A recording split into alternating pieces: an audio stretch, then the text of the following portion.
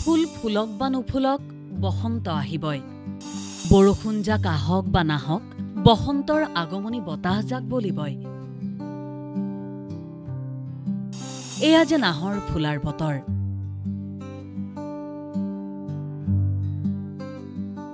এয়া যে কপৌ তগৰ কেতেকীৰ সুবাসত হেৰাই যোৱাৰ সময়।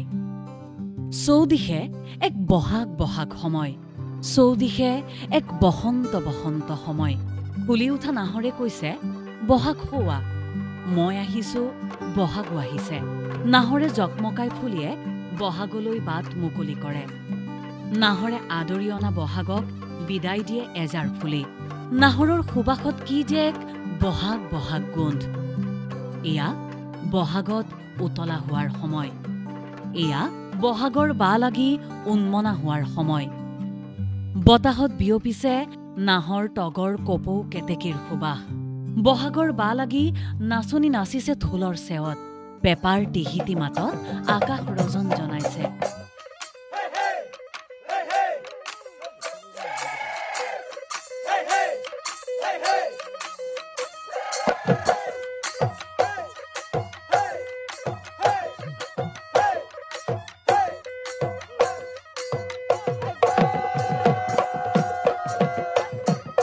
কৰবাৰ পৰা ভাহি আহিছে তালৰ খটখট শব্দ। চেনাই লৈ বিহুৱানখন যে হৈ উঠিবই লাগিব। বহাগ মানেই নতুনৰ আগমনী বতৰা। বহাগ আহিব বুলিয়েই হয়তো চ'ত আৰু শুকান হৈ উঠে। বহাগ মানেই সৃষ্টিৰ নভৰাল। সেয়ে বহাগ আমাৰ বুকুৰ আপোন, প্ৰাণৰ কুটুম। সুধাকণ্ঠই কৈ যোৱাৰ দৰে বহাগ মাথো এটি ঋতু নহয়, নহয় এটি মাহ। অসমীয়া জাতিৰ আয়ুস ৰেখা, অসমীয়া জাতিৰ ইশা। আৰু এই বহাগক আদৰি ফুলি উঠা নাহৰে কৈছে, ফুল ফুলক বা নুফুলক বসন্ত আহিবই।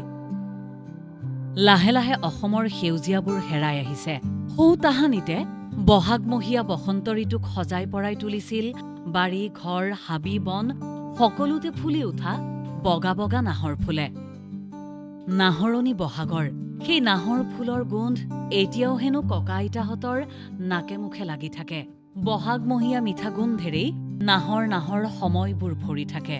এয়া ডিব্ৰুগড় বিশ্ববিদ্যালয়ৰ দৃশ্য। নাহৰৰ দেশত আকাশ বগা হৈ নাহৰ ফুলিছে। বহাগত নাহৰৰ পাতত পৰি কুলিয়ে বিনায়। নাহৰৰ শুভ্ৰ শোভাই সকলোকে জোকাৰি কৈ যায়, ওৱা বহাগ আহিছে। নাচনীৰ খোপা বগা হৈ নাহৰে কয়, এয়া বহাগৰ সময়। নাহৰৰ দেশত নাহৰ ফুলি বহাগক আদৰিবলৈ সকলো সাজু হৈছে। হাবি অৰণ্য হেৰাই যোৱা সময়ছোৱাত ডিব্ৰুগড় বিশ্ববিদ্যালয়তেই এতিয়া এনেকৈ দেখিবলৈ পোৱা যায় শাৰী শাৰী নাহৰ। ঐ নাহৰ, ঐ নাহৰ, ঐ নাহৰ আনিলি তই বহাগৰে খবৰ। ঐ নাহৰ ফুলাৰ বতৰ, ঐ নাহৰ মোৰ মৰমৰ। ঐ নাহৰ, ঐ নাহৰ, ঐ নাহৰ আনিলি তই বহাগৰে খবৰ। নিউজ ডেস্ক ৰিপৰ্ট, দেশ টুডে।